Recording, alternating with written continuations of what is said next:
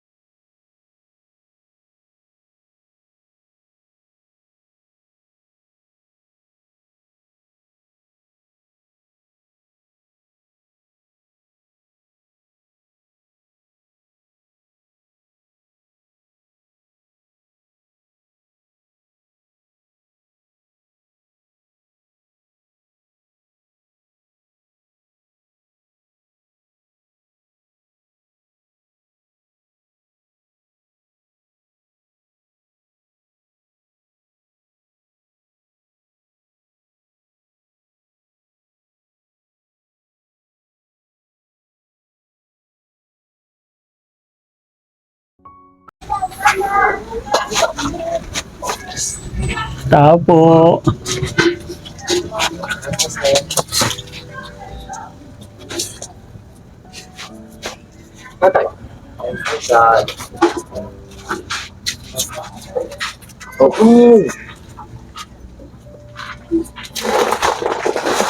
Hello, tay. Kumusta ka, tay? Magandang hapon.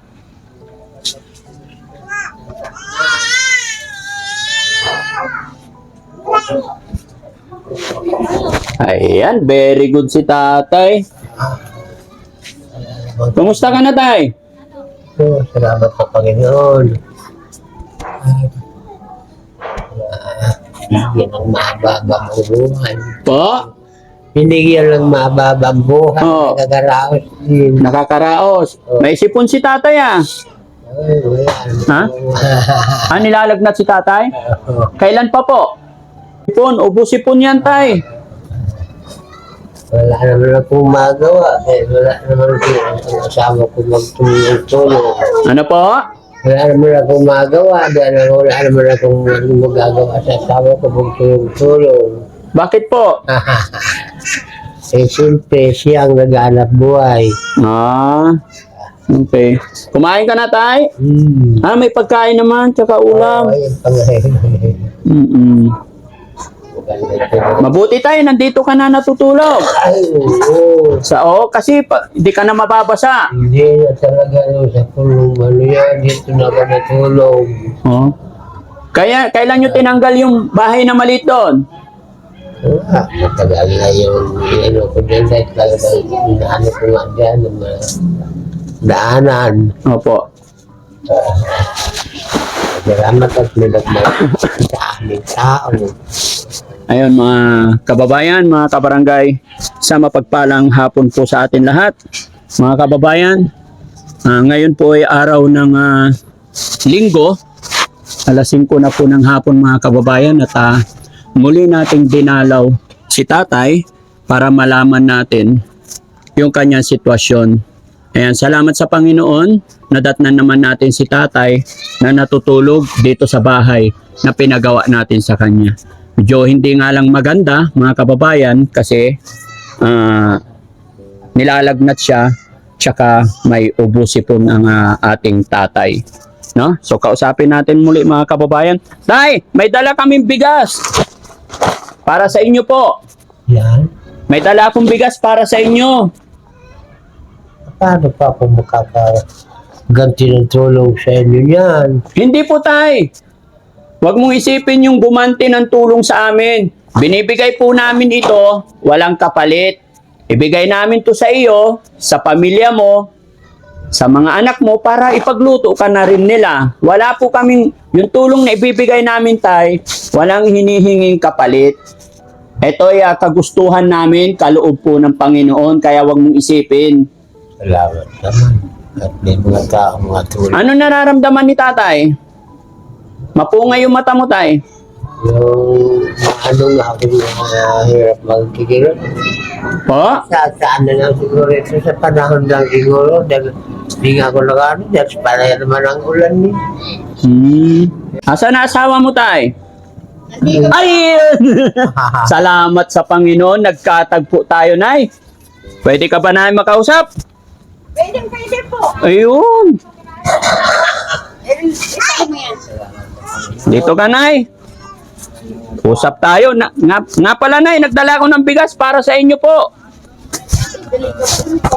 Kabibili nyo lang. May pandagdag din. Sige, Nay, saan pwede dito? May tatanong din po ako, sir. Oh, sige po. Yung mga na yung tatanong ko sa inyo. Okay lang. Kasi nung pumunta po kayo dito, wala ako. Nagkita po ako. Opo. Eksakto nung ginabi po kasi ako na nagtinda ng walis tingting. Nabalitaan ko na lang po na pumunta po kayo dito. Kasi po, nabasa ko po yung mga comment din sa... Nay, huwag mong intindihin yung mga comment. Ganun lang talaga ang tao yung hindi nila alam. Hayaan mo lang, huwag mo na i-reply. Ganun lang ang tao. Kasi po, sige po. ito naman, inaasikaso po namin kasi. Opo. Inaasikaso naman namin. Ngayon, nung nagkataon, dito naman po talaga natutulog yan. Opo. Nagkataon lang nung pumunta kayo, bumalik sa bahay niya. Tapos, sa sobrang inis ko, ang ginawa ko, giniba ko na lang ang bahay niya. Sabi ko, pumunta ka sa bahay mo na pinagawa. Ang tigas kasi ng kuko. Ulo mo, sabi ko, sinishare mo lang ko. Ang ngayon, nagpapaasikaso siya. Dito nakatira. Umiihi na po dito. Umiihi na. Oo po, umiihi. Ngayon, ang mga kumot niya, ngayon, tinapon niya na naman yung kumot niya. Dahil ayaw niya palaba. Dahil basang-basa ng ihi. Kasi naman ako ng mga anak ko. Tinatanong naman ng anak ko kung magpapa-hospital na siya. Kung talagang Opo, kasi anong sipon? Yung sipon, ayaw naman niya. Tapos hinihingi niya mga Magkataon na nandito po ako kasi hindi po kami natuloy na magtinda. Pero bukas, wala naman ako. Araw-araw na naman yan, wala ako dito sa bahay. Kaya yung anak kong babae, yun ang nag-aasikaso. Hayaan mo na yun, Nay. Huwag mong isipin yun. Pasensya na rin kayo. Ang akin lang kasi talaga. Naawa ako kay tatay na nandoon siya. Pero gaya ng sinabi ko, hayaan mo na. Ang isipin lang natin, Nay, para kay tatay. Ano po? Ano po? Sabi ko, ano ba yan naman si sir? Sabi ko, yung araw lang talaga na yun, ang tigas talaga ng kukuti. Ang tigas talaga, hindi talaga masaway-saway. Ngayon, sabi ko, dahil yung nanay ko talagang bumakasyon lang dito, umuwi na rin. Sabi ko, natulog kami lahat kami dito, kasama siya. Dito kami natulog. Walang problema pag ganun. At Oo. least, di ba, si tatay hindi maulanan. Kaya sabi ko, akin na nga, giniba ko yan, yung mga yero niya, ginamit ko sa bahay. Opo, ayan. Oo, saka dun sa bubong namin kasi natulo na rin. Oo. Inayos ko O, doon. di ba, nung giniba ninyo, wala na siyang matuluyan Wala doon. na. Matik, dito siya tutuloy. Oo. Kaya nga sabi ko, sir, siguro namimiss niya yung nagmamakot-makot siya na nagagatong-gatong. Dito na siya naggatong. Buti nakita ko. Naggatong siya ng mga papel dito sa loob. Sabi ko, dito pa nga yan, no? Naggatong. Sabi ko, ano ba yan? Sabi ko, masusunog ka ng buhay dito. Ulianin na si tatay. Ulianin na po. Kaya nga sabi ko, sa mga anak ko, kasi parati naman ako wala dito. Kailangan ko po maghanap buhay may pang araw-araw naman po kami. Opo. Pambiling ulam, bigas, kape. Kaya kailangan kong alisan siya na bantay ng mga anak At ko. ang importante dyan, Nay, ganun talaga. Sa hirap ng buhay, talaga maghanap buhay kayo eh. Naintindihan naman natin yun. Basta ang mahalaga, andito si tatay, hindi maulanan, importante, bago kayo umalis, napakain nyo na. Masaya na rin kami doon. Masaya na rin yung mga taong nagmamahal kay tatay. Kaya kung ano man yung pasensya na po, wala kaming ibang intention, Nay, kay tatay. Gusto lang talaga namin na makita rin ng mga sponsor natin na makita nila na si tatay is nandito. No? Kaya ngayong nakarating ako dito, nakita ko nandito siya, nakita ko nandyan ka na rin, nagkausap tayo, masaya rin po ang Team Daddy Frankie. Kasi po, inaano ko naman kasi, sir, yung mga comment na ito binubugbog namin, hindi namin siya pinapabayaan.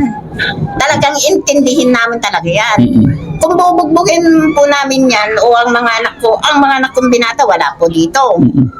Nagtatrabaho din sila. Nagsusuporta sila sa amin kahit papaano. Opo. Bibigay pambayad ng tubig, kuryente, ganun. Ako naman, yung pang-araw-araw din namin. Kaya sabi ko, diyan ka na, pag gumuulan, wag niyong palabasin yan. Sabi ko, kaya dito lang siya. Pero pag gabi tay, ay Nay, dito ka rin? Oo, mga sama-sama kami dito. Okay. Pag ganito, andito, kaalis ko nga lang kanina, bumili lang kami ng bigas sa kaulam.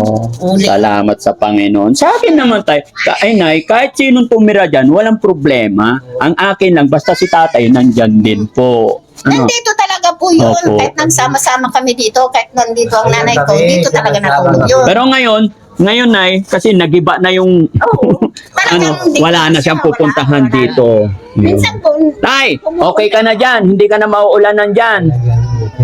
Oo. ngayon, ayan, mapanghina naman.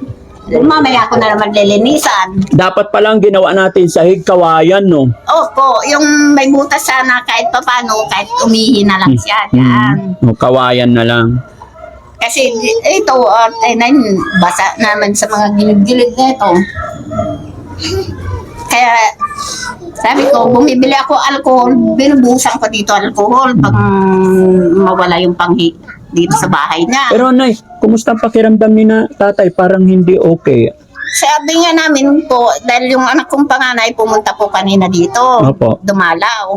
Tinatanong niya kung gusto dalhin siya sa ospital. Ayaw naman po Kahit ayaw niya, pero sa'yo na lang dalhin. Ganyan lang siguro talaga. Tamad na gumala eh. Pero nakakalabas pa naman po siya na tinapon niya po yung kumot niya. Tay, sana hindi ka na magsisigarilyo, Tay. Ayan po, hindi niya maiwasan po yung sigarilyo. Kanito ang pabili niya. Bukas na yan Kung hindi namin bibili yan, magwawala naman po. Inaaway po naman ako pag yung walang sigarilyo. Kaya ang ginagawa namin, binibigyan na lang po namin. Ilang taon na ba si tatay ulit? Ano po yan, 74 po. 74. Kasi mas lalong nakakapanghina yan kung nagsisigarilyo ka. Apo. Huwag na lang bigyan. Kaya nga po, sabi ko doon sa mga anak niya doon sa likod, yung unang anak niya po, na tawagin niyo ang mga kapatid mo, natin kung anong gagawin natin sa tatay niyo, tulungan niyo na lang ako diyan. Sabi ko sa kanila, sabi ko, hindi niyo naman masisisi, nandyan lang naman kayo. Parati rin ako naghahanap buhay. Opo. Siyempre, sabi ko, tulong-tulong naman tayo dito. Ngayon, tatawagin daw nila yung mga kapatid nila sa una. Yun. Alam ko nabasa mo yung mga comment na pasensya ka na, pero bibigyan din kita ng pagkakataon. Gaya ng sinabi ko, wag natin dibdibin yung mga comment nila. Pero dahil nandito na at napag-usapan, na i-open mo na rin, Nay, salamat at in-open mo, pwede mo ring ipaliwanag, Nay, para marinig din ng mga viewers natin. Depensahan mo rin sarili mo. Ikwento mo sa amin, Nay, kung gaano mo nga ba kamahal si tatay, kung paano mo siya iniingatan. So, Nay, it's your turn. Ipaliwanag mo yung side mo, explain mo kung paano mo iniingatan si tatay, gaano mo siya kamahal. Sige, Nay. Ito po, sir. Isa pala, kung tutuusin, hiniwalayan ko na to. Ilan pa lang anak namin, 2 pa lang. Yung panganay ko, saka yung anak ko, lalaki pa lang. Nagbakawa siya. Siyempre, binalikan ko. Hanggang nagkaanak kami ng 8 pa rin. Hanggang ngayon, nagsasama pa rin kami. Dahil lang, inaano ko rin yung mga anak ko. Siyempre, pang hindi naman maiwalay din sa tatay nila. Kahit sobrang hirap ko po sa kanya, ako naghahanap buhay. Inahayaan ko na lang po. Pag uwi ko na galing magtinda, ayan, pambili mo ng kape. Ayan, pambili mo ng sigarilyo mo. Sabi ko, pag bumili ka ng ulam mo, aalis na naman kami. Sabi ko, ayan po, hanggang ngayon po. Kahit noon po malakas yan. Ang nadadanas ko po dyan, bugbog, habon lang itak. Alam lahat ng kapitbahay po namin yan. Pero tinis ko po. Kaya sabi ko sa mga anak na, hindi nyo naman ako masisisi kung ko yung pagsalitan ko ng hindi maganda yung tatay nyo. Lalo na, sabi ko sa kanila, pumunta si Sir Frankie dito. Sabi ko, wala ako. Sabi ko, bakit pinapabayaan namin yan? Ang tatay niya, ang tigas talaga ng ulo niya. Sabi ko, yung mga ko din, nababasa ko, sabi ko, nasasaktan din ako. Nagkakataon, sabi ko, na pumupunta siya dito, wala ako.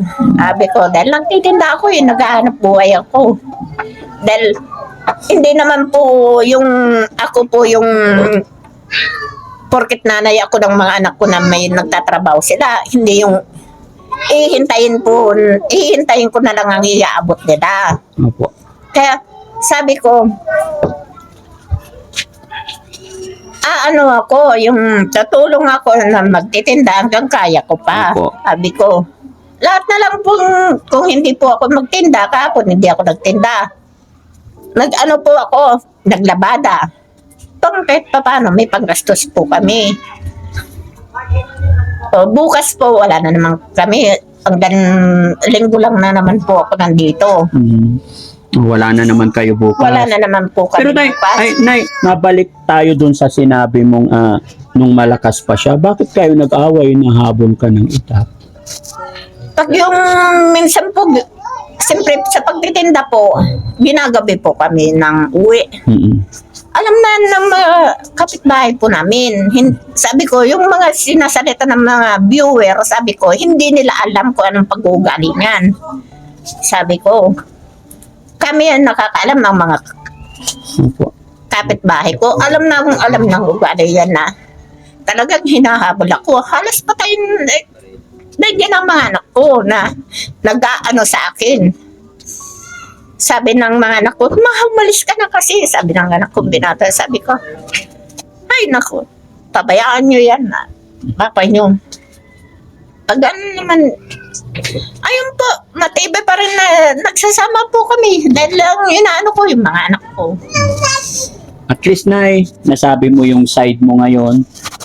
maging ako man, pasensya ka na rin sa akin kung ano man yung narinig nyo, pero wala po kaming masamang intention, Nay. Ang gusto lang talaga namin ng time na yun, hindi ganun ang ibig kong sabihin, hindi namin isusumbat. Kumbaga talagang ito ibinigay namin sa inyo. Kaya lang gusto ko lang din ipakita sa mga sponsor ko yung tumulong sa akin kasi may isang taong tumulong din sa akin, ang Rise Above. Kaya yun lang. Pero hanggang doon. Pero at least na-explain mo rin yung side mo, nalaman din namin. So muli, ako'y pasensya na po na. Sabi ko, sana maabutan lang ako dito ni Sir na pumunta dito. Kaya nga po ganitong oras pinili ko kasi alam ko ito yung oras na nandito na kayo. Actually, kanina pa ako dyan, nandyan, may dumiretso muna kami, sabi ko, mamaya na lang punta natin para makausap natin si Nanay. Yun Andito talaga. pala. Kaya muli, Nay, sabi ko sa'yo, pasensya ka na, Nay. Wala kaming intention na mang-away or manumbat or what. Gusto lang namin tulungan si tatay. So siguro, gaya na sinabi, mali din ako nung nabigla ako na nakita ko si tatay doon sa labas. No? Ay! Kaya nga sabi ko, nung nagkwento sila sa akin ng mga anak ko, sabi ko, gibain ko na tong bahay na to, ako nang gigiba. Opo. Dahil sabi ko, talagang matigas ang ulo niyan, talaga, Sir. Pero ngayon, masaya na ako, Nay, kasi nakita ko at wala nang tutuloyan si tatay doon. Wala na po. Kahit anong tigas ng ulo ni tatay, dito at dito siya sisilong. Dito po siya sumisilong. Oh, so, Nay, kasi may sakit si tatay, bigyan ko siya ng pambiling gamot, no? Sige po, Sir. Pwede niyo siyang dalhin, ipa-check up, no? Opo, Sir. Magpapatulong na po lang ako sa mga anak ko na magpa-check up.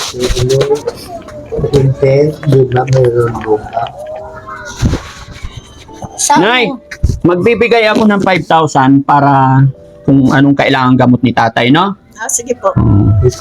Bilangin mo, Nay. 1, 2, 3, 4, 5. Itong ibinibigay ko sa inyo, Tay, ay, Nay, hindi po para kay tatay lang. Para sa inyong pamilya. Para sa iyon din po. No? Salamat po, Sir. Opo. Dahil kayo ang nag-aalaga kay tatay, siyempre, kayo ang magmamanage. Kaya sa inyo ko na rin bigay. Hindi, ibig sabihin binigay ko is kay tatay lang. Para sa inyo din po. Kaya gaya ng sinabi ko, ayun. Ano po, Tay? Sa aming pamilya, sa binigay mong tulong. Okay lang po yun, Tay. Ganon po talaga. No? So, paano, Tay? Salamat po. Loobin ng Panginoon na makabalik kami dito. May awaan Diyos, madalhan ko si tatay ng higaan. Kahit banig lang, tsaka unan. Ano, Tay? Pagaling ka, Tay. Ang inaano niya po talaga, Sir, electric fan. Electric fan. Sige po. Ano siya talaga, masyadong malamok kasi po dito sa bahay. Malamok. Sige po. Sa lalong madaling panahon, hindi ko lang masasabi ko anong araw. Sige, electric fan, gagawan natin ang paraan yan. Alam niyo po, marami nagmamahal kay tatay. Salamat po naman sa binigay niyo po na malaking tulong na po talaga to sa amin. Opo. Lalo na ipapacheck up po Opo. siya. Tsaka sana magbihis si tatay. No? Pinagtatapon na po, Sir, yung pati kumot niya dito. At tinatapon niya yung mga kumot niya. Pati damit niya po, Sir, Bakit tinapon na na. pinagtatapon? Ayan. Tinapon niya. Kaya nahanap ko kanina, nasan na yung kumot niya, dalawa na binabanig niya sa kinukumot niya. Opo. Sabi ng anak ko, tinapon na daw. Sabi ko, bakit niya tinapon? Lalabahan namin lalabahan bukas at ipapadryer ko sa kapitbahay. Opo. Ayan. Salamat, Nay, ha? Salamat po, Sir. na talaga na nyo yung nasa loob ko. Talaga po, nasasabihin talaga sa inyo, Opo. Sir. Ayan. So at least nasabi mo yung side mo rin. Nasabi mo sa amin yung damdamin mo. Kasi lagi tuwing nagpupunta ako dito, mga kababayan, talagang nagkakataon. Wala si nanay. Nung pinagawa namin, dumating si nanay, gabi na. At saka medyo pagod din kami nung time na yon, di na rin kami makapag-interview. Pero ngayon, mga kababayan, mga kabarangay, naging malinaw din po sa atin lahat. Narinig nyo rin po yung side or panig ni nanay. Pero ano't ano man sinabi ni nanay, pagpasensyahan nyo na rin po si tatay dahil maaring si tatay ay ulyanin na, may katigasan na ng ulo. Gaya po ng sinabi ni nanay, ano't ano man ang pinag-awayan nila noon, hanggang ngayon nagsasama pa rin sila. Diba? Kaya maraming salamat sa inyo. Mga kababayan, mga kabarangay, maraming salamat din po sa inyong lahat, sa inyong suporta sa Team Daddy Frankie. Ayan, sa mga nagko-comment na hindi maganda kay tatay or kay nanay, sana po unawain natin sila. Yan, muli po, Daddy Frankie po, anak ng Pangasinan, from Pangasinan. Mabuhay po tayong lahat. Nay, bigas, para sa inyong lahat. Salamat po. Salamat din po sir. Okay. Hindi na kami magtatagal kasi gagabi na kami. Sige po sir. Bro, thank you. Salamat po. Maraming salamat. Kuya. Maraming salamat po. Sa mga tulong niyo. The best time. Hindi kakalimutan mo ang Panginoon. Oo. Dahil Kristiyano ako. Oo. Panginoon ang nagbibigay sa akin ng lakas. Opo. Kasi sa Kanya ako nananalig. Oo.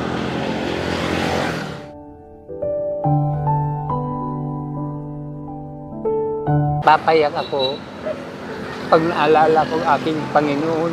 Oo. Siyang nagbigay sa akin ng buhay. Opo.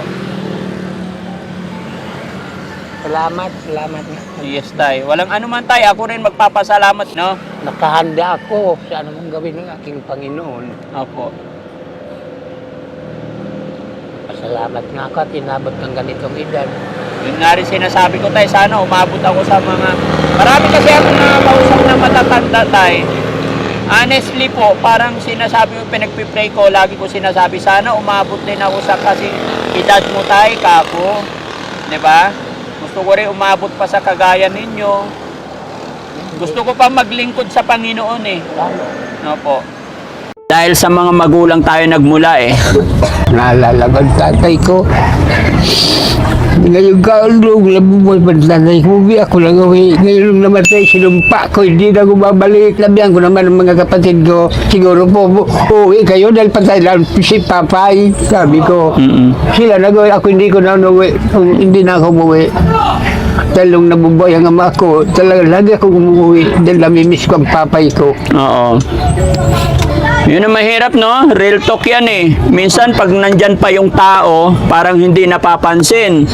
Pero pag namatay na, saka tayo mag-iyak, saka tayo pupunta, saka natin bilhan ng mamahaling kabaong, kaganda-gandang bulaklak. Hindi. Ano masasabi mo doon, tay?